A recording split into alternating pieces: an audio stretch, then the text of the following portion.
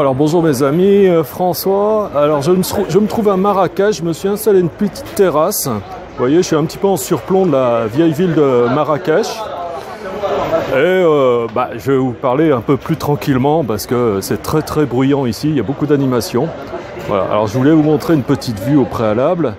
Et puis ensuite je vais, après cette séquence, je vais rediriger la caméra vers moi et vous parler aujourd'hui d'un sujet que j'ai traité sur une vidéo que j'ai faite en anglais. Alors bien sûr mon anglais est un petit peu approximatif pour l'instant, donc ce sera sûrement plus précis aujourd'hui quand je vais vous parler. Alors je vous dis à tout de suite pour vous parler de comment expérimenter un petit peu plus de bonheur, un petit peu moins de souffrance tout simplement. Et ça c'est un sujet qui je pense intéresse tout le monde. Donc je vais vous en parler juste là maintenant. Donc je coupe et je vous retrouve tout de suite. Eh bien me revoilà vers vous pour vous parler donc comme je vous le disais du bonheur et puis de vous expliquer simplement à nouveau, puisque bon j'en parle et j'en reparle en permanence, que on vit dans un monde où on expérimente les choses sur le plan de la dualité, c'est-à-dire que le bonheur il existe en dépendance même des souffrances, de la même façon que les souffrances existent en dépendance même du bonheur. Donc on expérimente tout par paire d'opposés comme ça, c'est-à-dire que quand on se pose la question de comment nous pourrions expérimenter un petit peu plus de bonheur, il convient de se poser aussi la question de comment d'habitude on expérimente peut-être un petit peu trop de souffrances inutiles. Parce qu'il y a beaucoup de nos souffrances qui en fait sont des souffrances que l'on crée soi-même comme ça, qui n'ont pas vraiment de réalité en elles-mêmes. Et donc cette souffrance que l'on crée soi-même, elle peut se manifester de plein de manières différentes.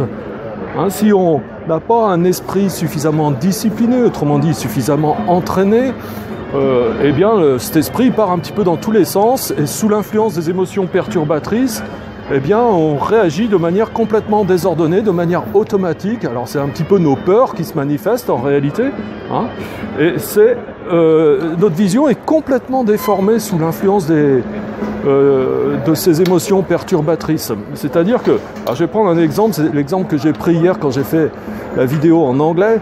C'est l'exemple, et j'ai fait exprès ici d'acheter une paire de lunettes bleues, comme ça, vous voyez.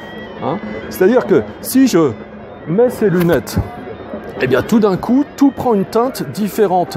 C'est-à-dire, à travers les verres bleus, je vois tout bleu. Mais en réalité, les choses ne sont pas bleues. Mais simplement, c'est une déformation de ma vision. Alors, ça marche exactement de la même manière. C'est-à-dire, quand on est sous l'influence d'une émotion perturbatrice, ça déforme notre vision. Ça nous fait voir les choses d'une certaine manière, mais pas forcément telles qu'elles sont. Ça déforme vraiment la réalité. Même s'il n'y a pas de problème, on peut voir des problèmes. Vous comprenez ce que je veux dire? C'est exactement comme ça que ça marche. Alors par exemple, imaginons que vous avez un ami, ou peut-être tout simplement votre petit ami ou votre petite amie, donc votre boyfriend ou votre girlfriend, et qui n'agit pas exactement comme vous l'auriez attendu. Vous pouvez avoir une impression que tout d'un coup, il ou elle ne fait pas attention à vous, ou il ou elle vous fait la tête, alors que ce n'est pas du tout le cas, mais simplement, chacun d'entre nous, on a notre propre vie aussi à expérimenter, et puis on a aussi notre petit monde à nous, et en réalité, on fait beaucoup d'erreurs de perception par rapport aux situations que l'on a à vivre sous l'influence de ces émotions perturbatrices.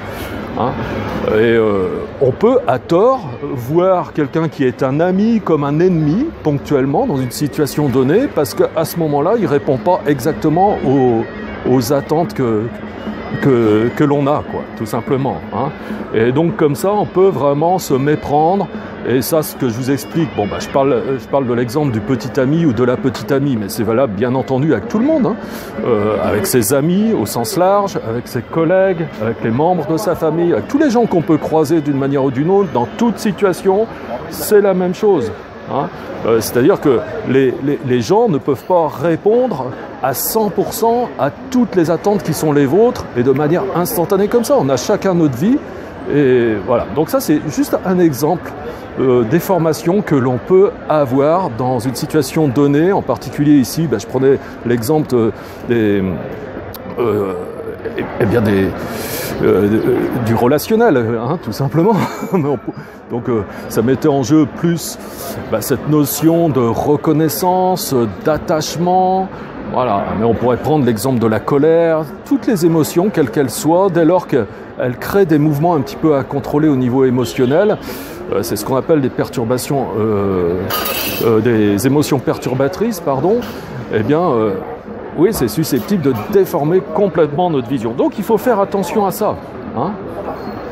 Voilà. Et si on fait attention à ça, et qu'on reconsidère les choses, qu'on prend le temps de se poser, de réfléchir un petit peu, eh bien on peut éliminer un certain nombre de souffrances que l'on crée soi-même et qui sont parfaitement inutiles. Et du coup, ça laisse de la place à expérimenter un peu plus de contentement, un peu plus de bonheur, un peu plus de tranquillité, tout simplement. Voilà. Écoutez, alors oui, hier, comme j'ai fait une vidéo en anglais sur le même sujet, je vais vous mettre ici un lien vers la chaîne que je viens d'ouvrir pour les Indiens. Alors, il n'y a pratiquement pas d'abonnés en ce moment, mais vous pouvez contribuer un petit peu et puis à lancer cette chaîne en vous abonnant également, même si ce sera peut-être pas votre chaîne de prédilection, celle que vous regarderez le plus souvent. Soyez gentils, cliquez sur ce lien, ça va vous amener vers la chaîne The French Yogi. Et vous pouvez vous abonner également, ce serait sympa. Voilà. Puis si vous avez aimé cette vidéo, vous pouvez cliquer sur j'aime. Voilà. Et puis maintenant, je vais essayer de revoir le monde tel qu'il est en réalité pour avoir une vue qui correspond vraiment à telles que les choses sont là devant moi. Et je vous dis à bientôt. Au revoir mes amis.